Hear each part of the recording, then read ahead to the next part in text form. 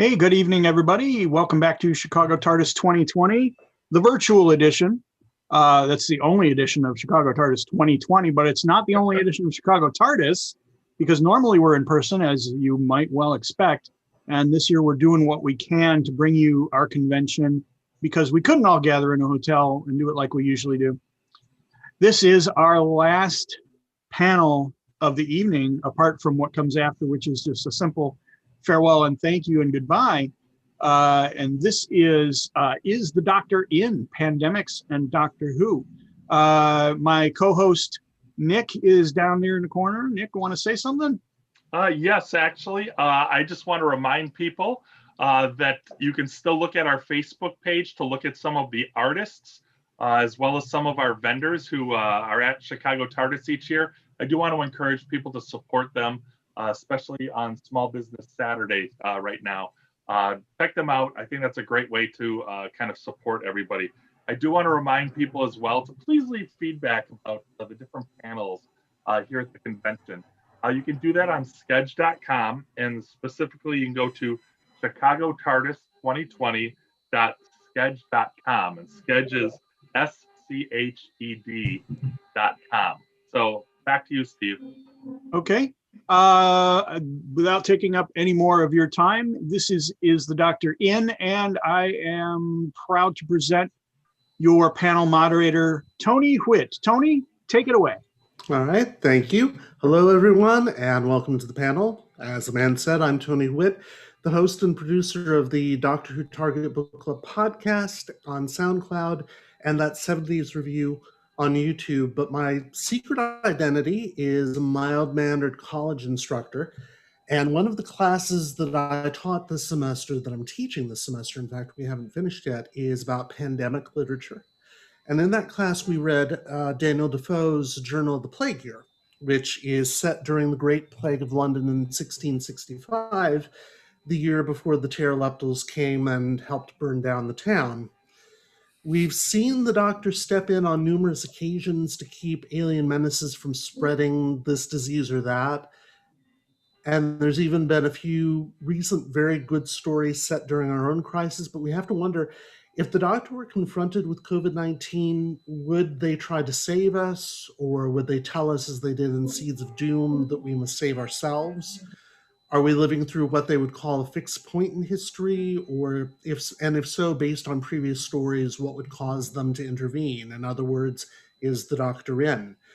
Before we get on to those questions, though, I'd like my fellow panelists to introduce themselves and maybe say why they were interested in discussing this topic. Larry, can we start with you? Sure. I'm Larry Van Mersbergen. I presented Doctor Who Collecting yesterday to start off the convention. I'm the host and producer of the Doctor Who Collectors podcast, a mild-mannered school teacher like my colleague here, my friend. Of course, teaching during a pandemic has presented challenges, including Zoom learning. So I've become an expert on Zoom in the last 3 months, as most of us have. I've followed very carefully, actually, just during this pandemic, I've watched a bunch of Doctor Who stories that dealt directly with plague, infection, and or disease. So I just thought, well, why not enjoy a little entertainment with that? Okay, excellent. Trevor? Yes. I actually have my background, my master's was in political science, and I did a lot of my focus was in international relations and some of the different kinds of ways that nations have to work cooperatively to try to deal with situations like a pandemic that would occur. A lot of times we tend to deal more with like economics or conflict resolution and things of that nature, but this is certainly one that leads to all of those sorts of issues, and it overlaps in those ways. And then I've went on, and I currently now work in state government. A lot of the work I do is actually providing grants to nonprofits, local and state government agencies to, help them. And mostly that's responding in other areas than this. But unfortunately, we've seen even in issues where we're dealing with, say, people who are suffering from victimization from crime, that the pandemic has affected all of those areas too. So why not spend my weekend off having a discussion about things that I'm seeing on a daily basis in my work? So Right. Okay, and Gordon? Hi, my name is Gordon Damaski, and I am the organizer for Chicago Doctor Who Meetup. And one of the challenges we had is we do a lot of in-person meetups, and we ended up closing our March meetup just as the pandemic hit. And so it's been an adjustment to do figuring out how to do screenings via Zoom, integrating Big Finish. There are a lot of people who are kind of struggling with they want to get out and social, but it's also trying to maintain some sort of social connection. And I also have, although I'm currently working in digital marketing, I have a background in public health. So I like throwing words like epidemiology around. And I've also been using a lot of Doctor Who to kind of give myself comfort. So I thought it'd be a good chance to talk a little bit about kind of Doctor Who from this really kind of cool, unique perspective, and say epidemiology a lot. Yeah, excellent. Well, thank you all for being part of this panel. I have a few questions for you first, and then we'll take questions from whoever is watching out there in cyberspace. The big Well, question. do I get to introduce myself? Oh, I'm sorry, Taylor. No, it's okay. Taylor, go ahead. I'm so sorry. No, it's okay. It's okay. It's been a long, we've been doing this for 2 days now. Hello, I am Taylor Deathridge. I am on the staff of Chicago TARDIS. I have helped figure out amongst all of our wonderful staff that's working this weekend to bring this to you, how to go virtual in light of a pandemic. I used to also work in social service. So that is, as a few of the other panelists have talked about, kind of a side, we're seeing that effect of the pandemic in certain populations. And I also have a very odd interest in medical history, specifically the history of disease. So I also just love Doctor Who. So I thought, I think this is a topic that has come up a lot in the fandom as we have, gone months progressively into this situation. And so I'm interested to discuss it today. Okay. And they didn't send me a memo to let me know you'd be joining us. I'm so sorry.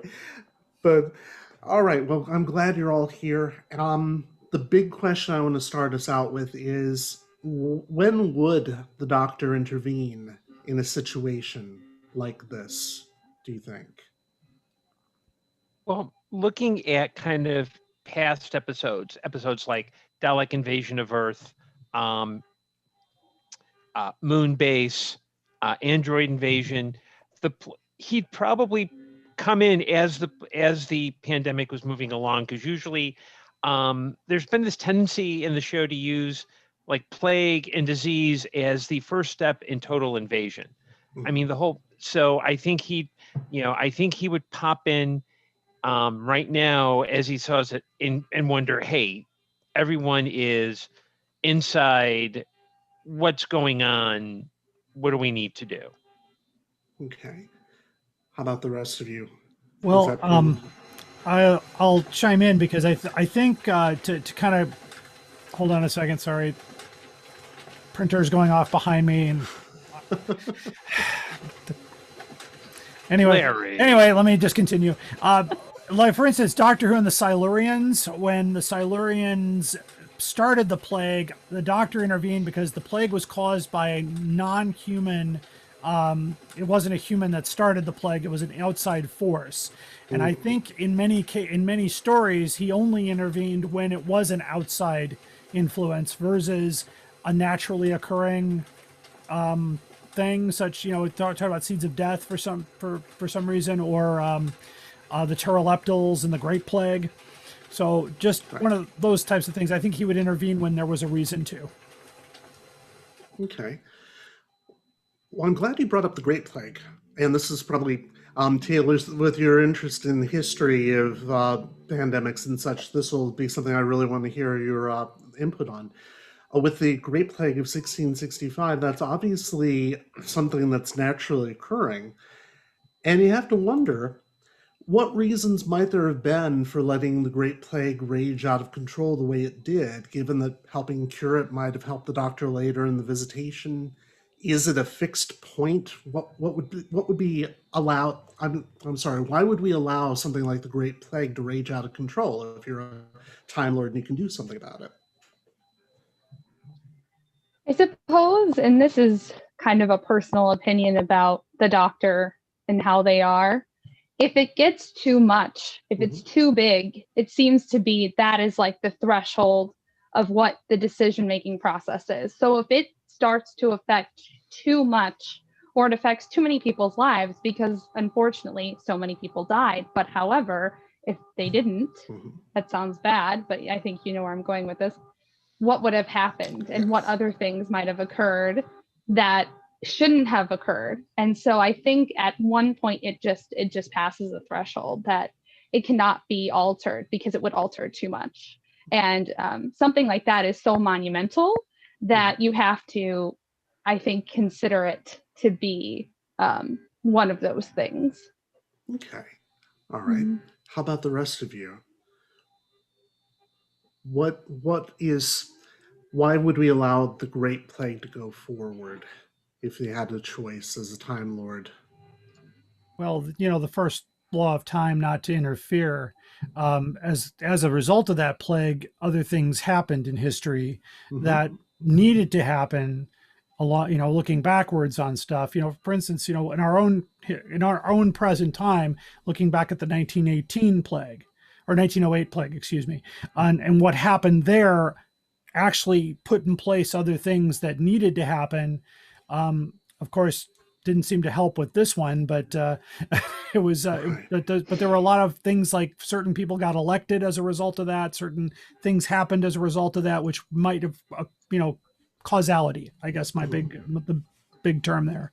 So it ends up being a point in the web of time that can't be removed. Exactly, a fixed point in time that, I'm sorry, the Great Plague has to continue, and it would take too long for me to explain why. It was usually the doctor's out, is that there was so many things that happened as a result of this that, you know, needs to happen. So exactly. Right, exactly. I was going to add on to that, actually. That's, I mean, the other thing you have to think about, too, is sometimes mitigating an event from becoming a large, like let's say the plague of you know, or the 1918 influenza pandemic. What happens then sometimes is that sets up a chain that where you have an even larger, more catastrophic event come out in the future, because there isn't the sense of urgency or the sense of preparedness that gets put into place because of that. Unfortunately, we have seen in 100 years' time, our memories seem to be, even with all that, we don't seem to learn some of the lessons of our history.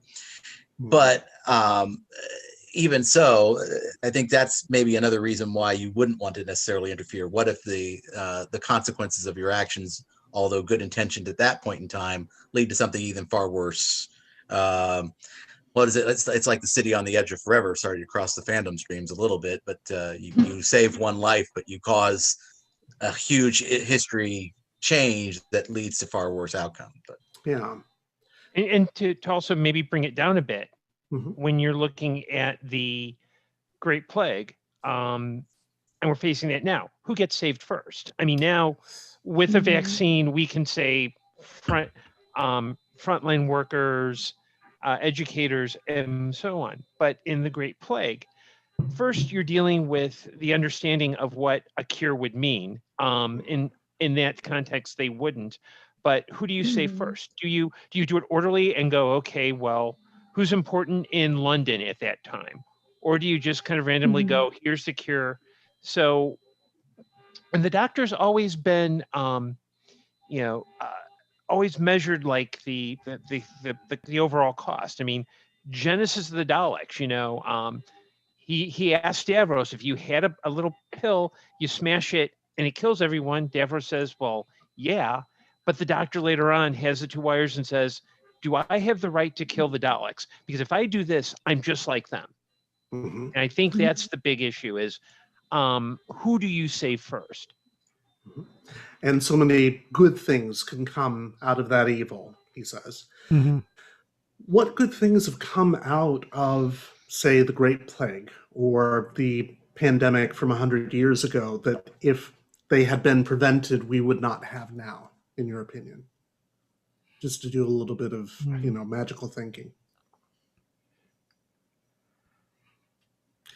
Well, I think for starters, we wouldn't have the World Health Organization, which I believe was created shortly after that plague. And of course, Wilson's desire to have a League of Nations to cooperate across borders so that if a disaster hit all of us, leading even up to Ronald Reagan saying, "What if?" Right. that just that. So if that had been prevented, maybe we would be more isolated. Maybe we would not have had a Great Depression. Perhaps we might not have had FDR. We might not have had JFK or something. Things that happened that were pivotal in our history as we know it now. But we might not have, the technology we have today, or something like, this meeting wouldn't be happening, or there wouldn't be Doctor Who, or there wouldn't be, we don't actually, it's a very big toss up as far as what we might not experience, but they did battle that, that flu very, very hard. And of course, back then, the only thing anybody could do was social distance and wear a mask. And so that's what we're doing now. And I don't think you would have the emphasis on public health that we do in our culture. Yes. I mean, after 1918, around the same time in New York, there's a great book called The Poisoner's Handbook that talks about the beginnings of forensic science, but you wouldn't have had polio and polio vaccines and other vaccines. And then even in the last 20 years, you wouldn't have had George Bush thinking, hey, we need to prepare for a pandemic, to look at all the back history. And then Obama kind of saying, hey, let's put this plan together.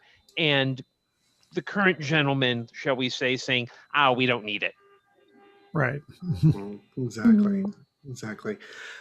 Which stories did you specifically review for this panel? Because I know we all look back and we all have examples of when a pandemic or a disease has been a major plot point. Which ones from the series history strike you the most? I'll go ahead and chime in. I think the one that hits me the most is the Ark, the first Doctor. Oh yeah. If you don't remember the story, but Dodo Chaplet sneezes, and they come back later and they find out that they almost wiped out the entire population from the common cold, using the common cold, which was an outside influence. And it actually showed you what a pandemic could do. And they even show in that episode them carrying the bodies out, which was kind of on the edge for the first Doctor. But that one, and of course, Death to the Daleks was another one where, two people are trying to get the cure to a plague. One wants it for blackmail. The other one wants it to cure the population. And so you've had to, and of course, forced to work together, ultimately, how the story goes. But in any case, that was another one that came to mind. And I think I'll throw one more in, just the reference to the Frontier in Space. The Draconians were wiped out by a great plague. Oh, yeah. That the second Doctor apparently intervened with, or who was named a friend of the Emperor or whatever.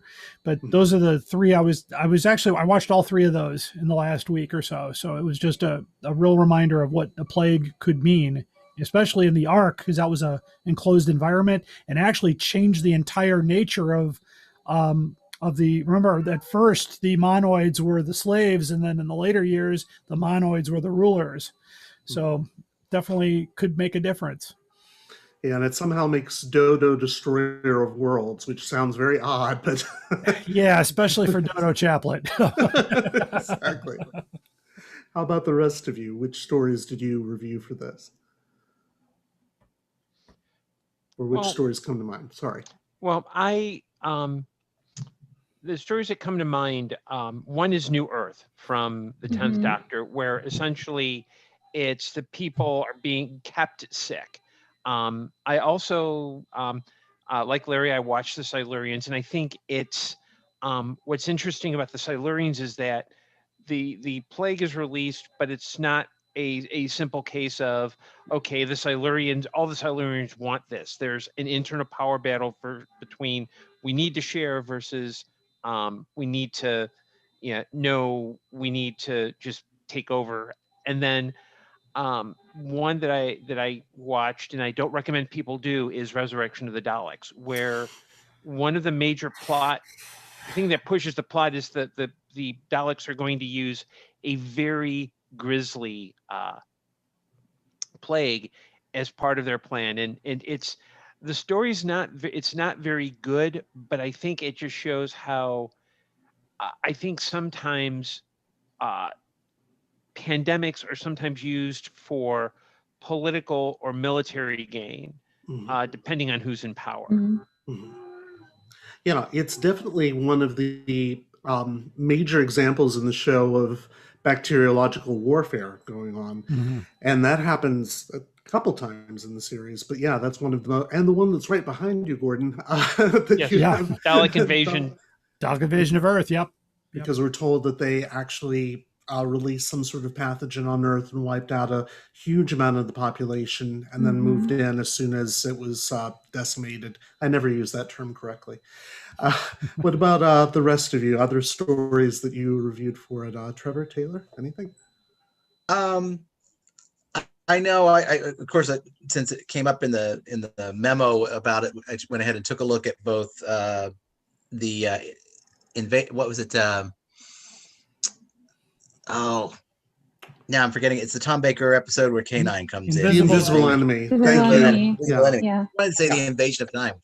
Stuck in my head for some reason. So I watched through a little bit of that.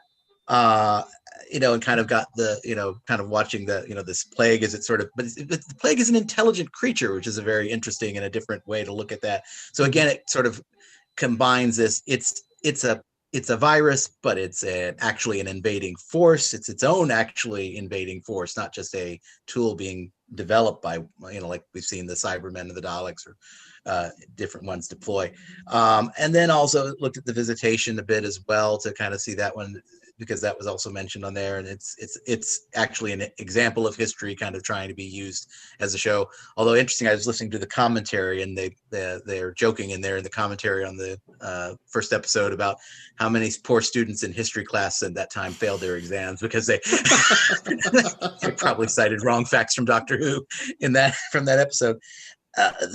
One that I reviewed because I kind of felt it had some elements of pandemic, had some elements of lockdown. Not exactly, but it was as close to modern as you get, was The Power of Three, interestingly enough, which has this interesting sort of bit where the Doctor sort of puts himself in a bit of a lockdown, right? And Rory's father, Brian, kind of does too, because they're just like, well, I've got to observe and see what's happening and going on.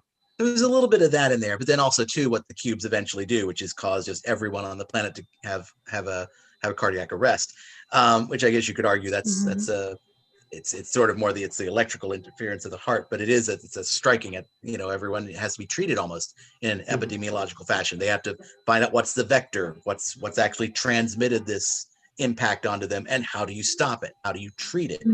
And so, and it has to be a global cooperative event too, because it strikes the planet entirely at once. So those were some of the ones that I looked at and learned from, at least.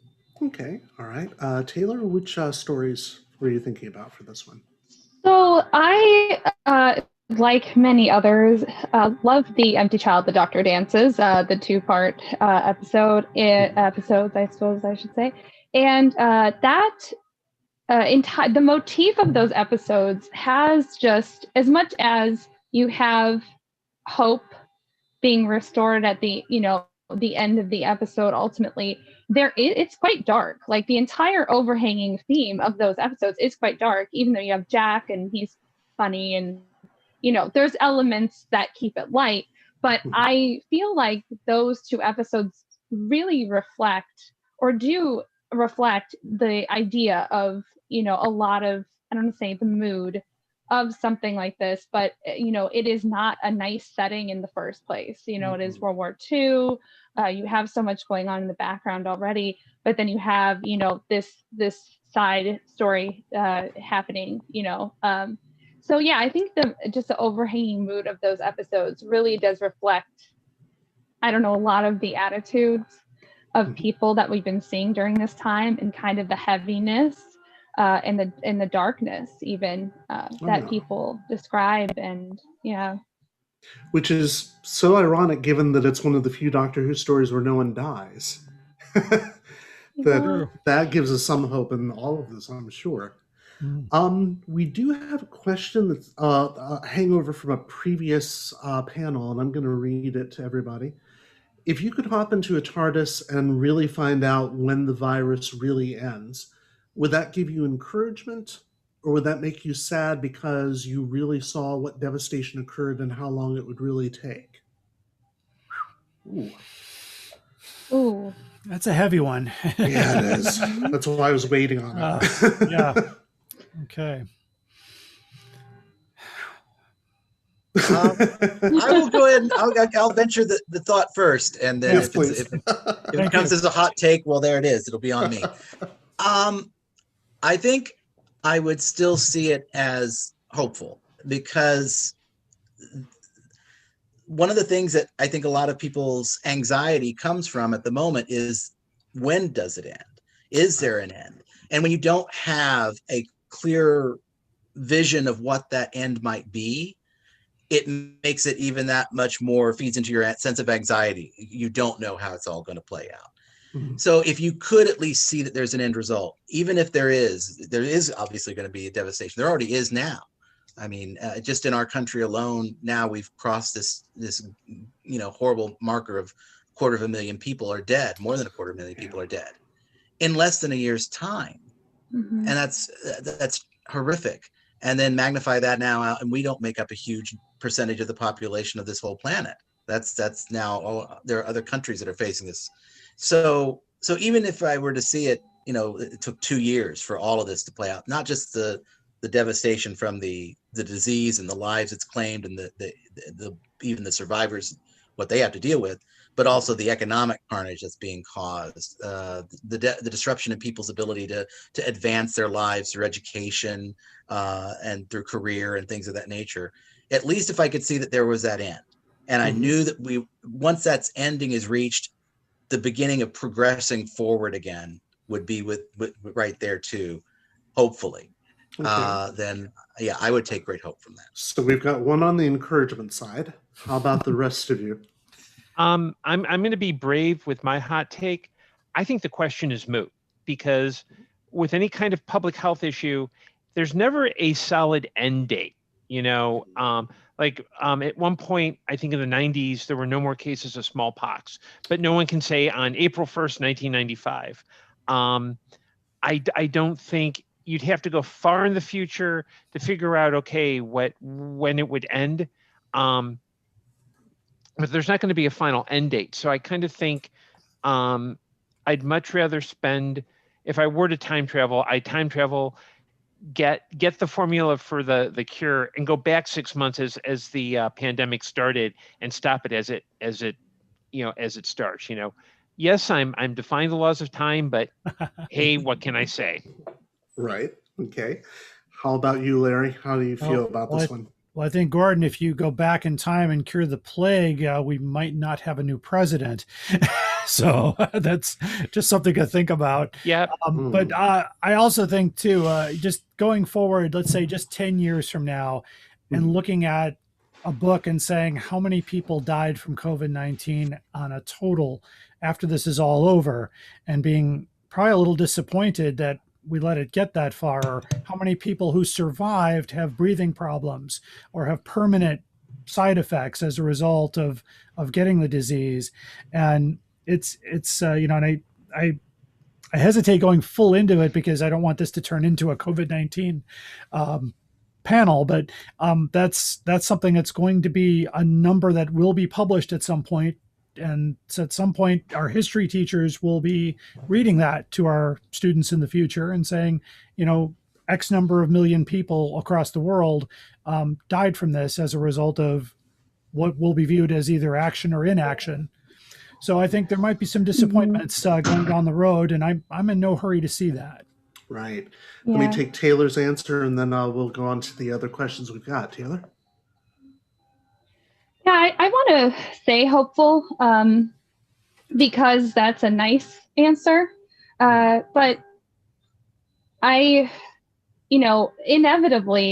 I feel like there isn't a good answer because, like you're saying, the devastation from something like this is still so large, and it is going to, I don't say keep happening, but there is going to be additional devastation, and some that we won't know for years. Probably, we're going to look back on this in many years, and it's going to be significant for many reasons. So ultimately, though, as the theme of Doctor Who tends to be, I believe we will have good outcomes in the future because of this. Things that may have happened due to bad decisions probably will not, because this has been a learning experience, albeit a very difficult one. And I think ultimately at the end of the road, we're going to see good things, come from this. But it's bumpy. It's ultimately very bumpy. True. We have a few more questions coming in. One is quite a few disaster denials that delay or make a problem worse in Doctor Who, such as Planet of the Ood, Full Circle, Snake Dance, Anti-Maskers. Can you think of more from the series itself? Where someone said, this isn't happening, and it happens. I can think of one, and I'm not sure it quite fits, but from the last series, the story Praxeus, where a lot of the action is about, okay, there's this disease that sticks, it causes microplastics to grow in human bodies, which I think it's interesting because as the Doctor and the fam are looking at that, it turns out the real kind of big bad is someone who came from another planet where the disease went rampant and just decided that Earth was their laboratory. So I don't think it quite fits in that model, but I think it's an example of kind of the idea that, you're not really dealing with the problem at the moment. You're actually willing to let other people die for your own health and welfare. Just throwing it out there. Okay. All right. How about the rest of you? Let me get my cat off the table. Get down.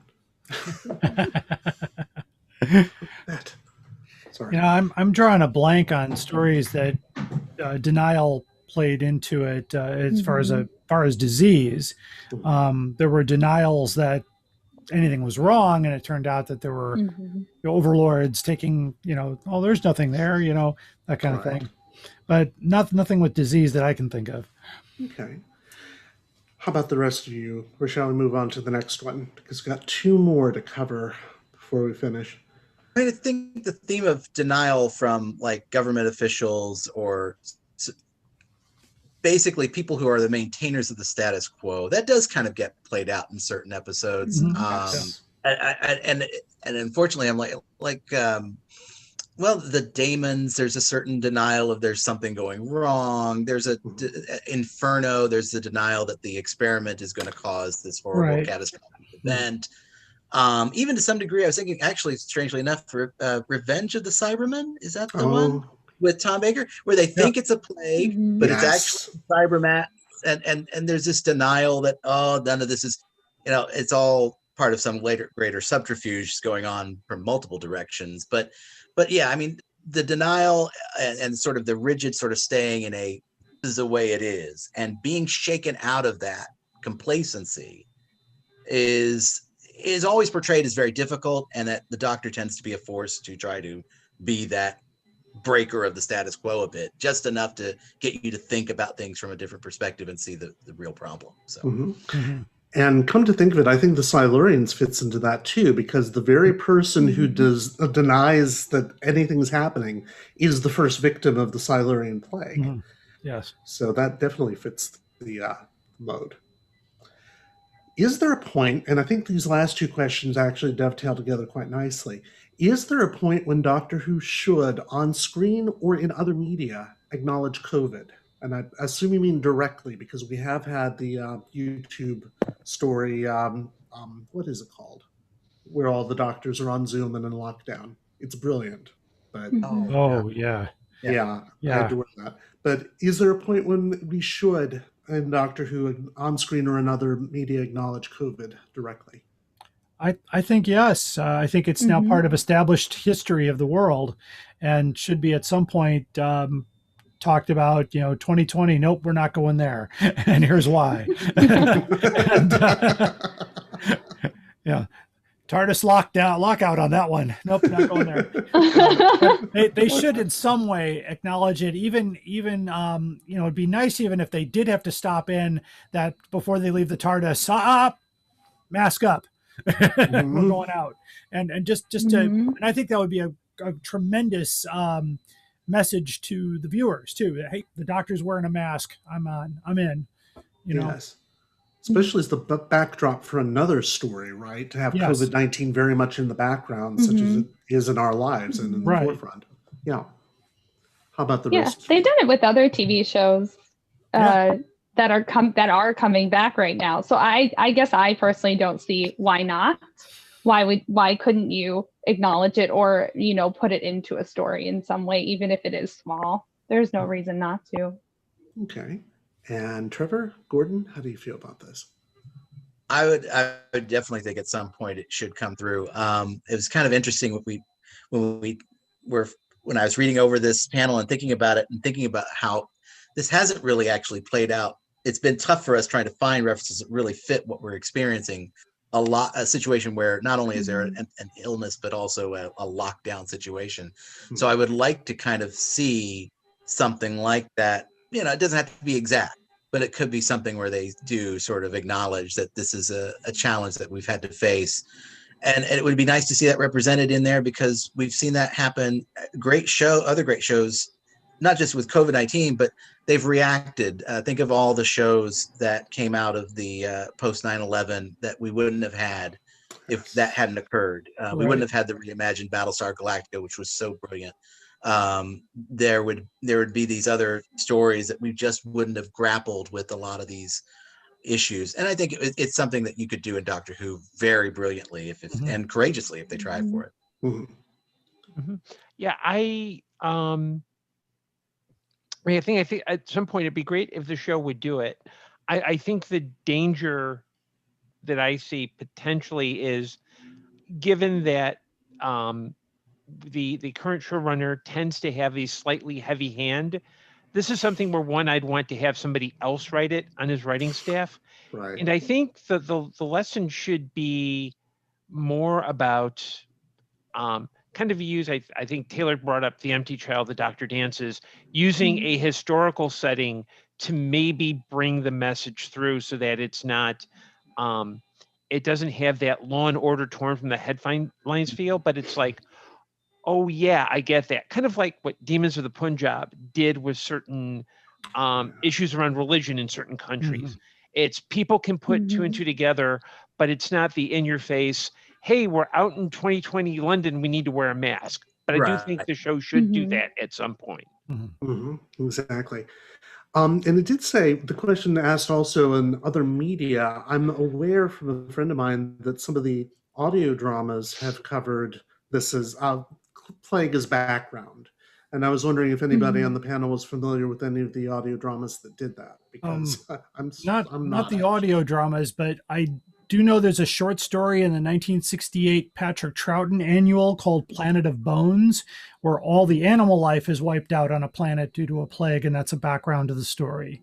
I've read through all those for a while, so lockdown obviously. So just that was interesting, but I'm not aware of any audio stories except for I'm thinking off the top, Sword of Orion, perhaps. I think there was a plague background. It was very, very vague in the background. So that's the only one, but lots of short stories. Some of the books like New Adventures, The Pit. There was a plague that ravaged Gallifrey, which allowed the great vampires to come in. That's a new adventure book. Very good story. Lance Parkin. So yeah, probably. Sorry, go ahead.